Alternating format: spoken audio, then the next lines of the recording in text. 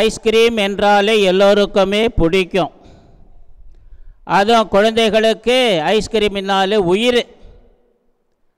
ஒரு சிறுவன் ஐஸ்கிரீம் பார் கடைக்கு செல்லுகிறான்.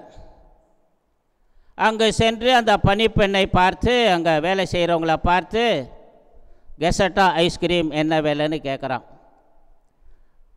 அந்த பணிப்பெண்ணோ 25 ரூபா அப்படிங்கிறாங்க. கையில் இருக்க காசு எடுத்து எண்ணி பார்க்குறான். வெண்ணிலா எவ்வளோ அப்படிங்கிறாங்க. 20 ரூபா அப்படின்னு சொல்கிறாங்க. சொன்ன உடனே எனக்கு வெண்ணிலா ஒன்று கொண்டாந்து கொடுங்க அப்படின்னு சொல்லிட்டு அங்கே போட்டிருக்க சேரில் உக்காந்து ஆர்டர் பண்ணுறார். வெண்ணிலா வந்து கொண்டாந்து கொடுக்குறாங்க அந்த பணிப்பெண். அவனும் வெண்ணிலா பொறுமையாக நிதானமாக சாப்பிட்டுட்டு முடிக்கிறான். பணிப்பெண் கொண்டாந்து பில்லை வந்து கொண்டாந்து டேபிள் மேலே வைக்கிறாங்க. அவனும் காசு எடுத்து பில்லு கடியில் வச்சு மேலே வச்சு அந்த இதை வச்சுட்டு அவன் கிளம்பி போயிடுறான். அந்த பணிப்பெண் வந்து காசு எடுத்து பார்க்கின்ற பொழுது அங்கே 25 ரூபாய் இருக்கிறது. அவள் நினைத்தால் வெண்ணிலாவுக்குரிய 20 ரூபா தான் அவன்கிட்ட இருக்குது, அதனால தான் வெண்ணிலா சாப்பிட்றான்னு. ஆனால் அந்த பணிப்பெண்ணுக்கு டிப்ஸு கொடுக்கணுங்கிறதுக்காக தன்னிட்ட 25 ரூபா இருந்தாலும், கெசட்டா சாப்பிட்ற ஆசை இருந்தாலும் தியாகம் செய்கிறான். 25 ரூபா வெண்ணிலாவினுடைய விலை வந்து 20 ரூபா தான். ஆனால் டிப்ஸு 5 ரூபா சேர்த்து வச்சுட்டு போகிறான் அவன். அந்த பணிப்பெண் அவனது தியாகத்தை பார்த்து கண்ணீர் வடிக்கிறாள். அன்புக்குரியவர்களே, குழந்தைகளின் உள்ளம் தியாக உள்ளம், பரிசுத்தமான நெஞ்சம் கொண்டவர்கள்தான் குழந்தைகள்.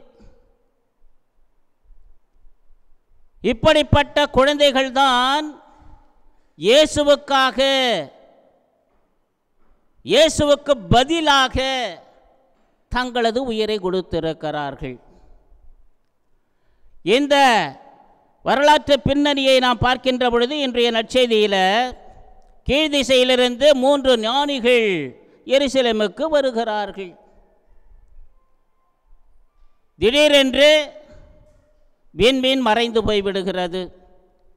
ஏரோதிடம் சென்று கேட்கிறார்கள். இந்த கதையெல்லாம் நம்மளுக்கு தெரியும், இந்த நிகழ்வுலாம் தெரியும் நமக்கு.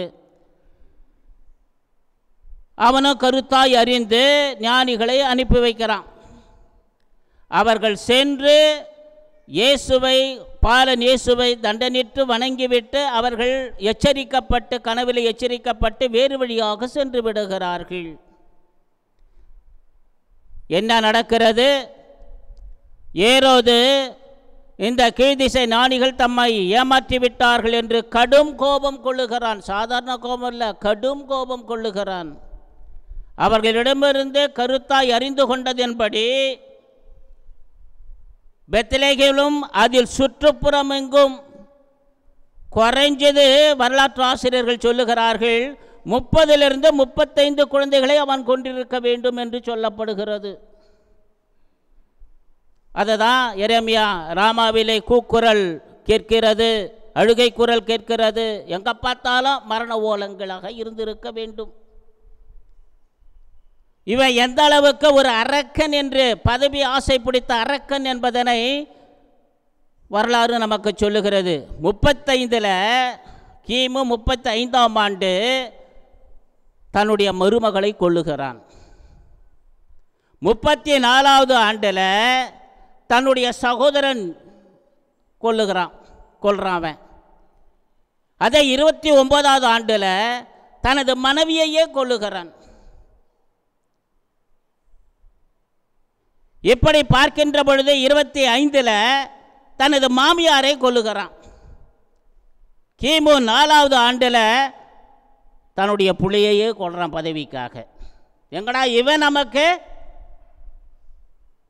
இணையாக வந்து விடுவானோ, நம்மளை கொண்டுட்டு இவன் பதவிக்கு வந்துடுவானோ என்ற ஒரு சந்தேக பேர் வழியாக அவன் வாழ்ந்திருக்கிறான். அரக்கன் மட்டுமல்ல, பதவி ஆசை பிடித்த அரக்கன் மட்டுமல்ல, சந்தேக பேர் வழி கொண்டவனாக இருக்கிறான். தான் குடும்பத்தில் பிறந்தவர்களை, தனது உறவுகளையே கொன்றவன் தான் இந்த ஏரோது.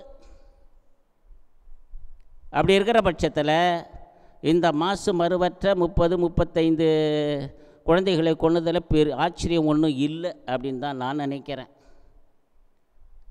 ஆனால் இருந்த பொழுதிலும் கடவுள், தந்தை கடவுள் வானதூதர் வழியாக எச்சரிக்கை கொடுக்கப்பட்டு இரவோடு இரவாக எகிப்துக்கு யோசேப்பு அழைத்து செல்லுகிறார். நான் சொல்கிற வரைக்கும் அங்கே தான் இருக்கணும், தப்பி தவறி வந்துடாத.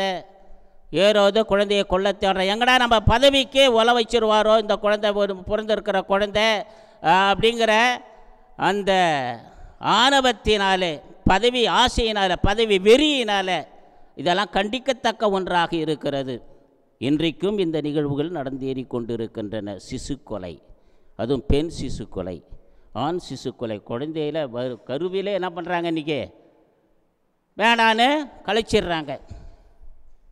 அது மட்டுமல்ல, குழந்தை தொழிலாளிகள், அன்றைக்கி மட்டும் நடக்கலை, இன்றைக்கி நடந்துட்டு ஏறிக்கொண்டு இருக்குது. தொழிலாளர்கள் பிள்ளைகளை கடத்தி செல்லுதல், இது போன்ற சம்பவங்கள் இன்றும் நடந்தேறி கொண்டிருக்கின்றன. அன்புக்குரியவர்களே, நம்முடைய பிள்ளைகளை கண்காணித்து பராமரிக்கின்ற மாபெரும் கடமையை பெற்றோர்களாகிய நமக்கு ஆண்டவன் கொடுத்திருக்கிறான் என்பதை மறந்து விடாதீர்கள்.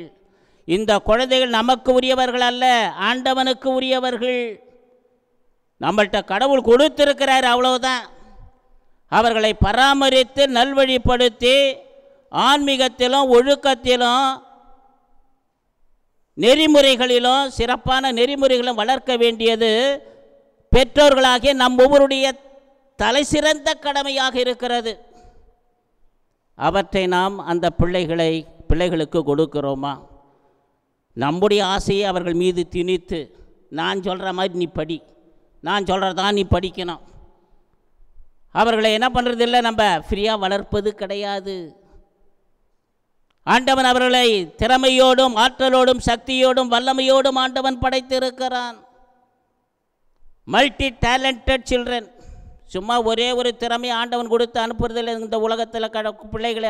அன்புக்குரியவர்களே, பல்வேறு திறமைகளால் ஆண்டவன் அவர்களை உருவாக்கி இந்த உலகிற்கு நமது கரங்களிலே கொடுக்கிறார்.